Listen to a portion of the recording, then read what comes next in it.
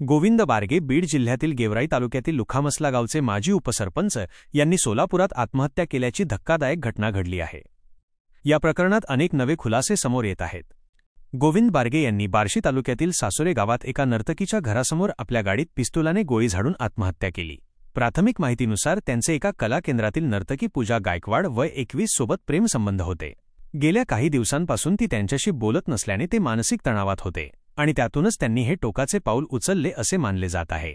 पोलिसांच्या प्राथमिक तपासात ही आत्महत्या असल्याचे दिसत असले तरी त्यांच्या डोक्याला गोळी लागल्याने आणि गाडीत पिस्तूल सापडल्याने अनेक प्रश्न निर्माण झाले आहेत। बारगे यांच्या कुटुंबियांनी ही आत्महत्या नसून हत्या असल्याचा संशय व्यक्त केला आहे। जी व्यक्ती आयुष्यात कधी काठीही सोबत ठेवत नाही ती बंदूक कशी सोबत ठेवेल, असा सवाल कुटुंबियांनी केला आहे। या प्रकरणी पोलिसांनी पूजा गायकवाडला अटक केली आहे। तिच्यावर बारगे यांना ब्लॅकमेल केल्याचा आरोपही नातेवाईकांनी केला आहे। आत्महत्येपूर्वी पूजाने एक व्हिडिओ शेअर केला होता ज्यात ती ब्रेकअपबद्दल बोलत असल्याचे दिसते। या व्हिडिओमुळे हे प्रकरण आणखी गुंतागुंतीचे झाले आहे।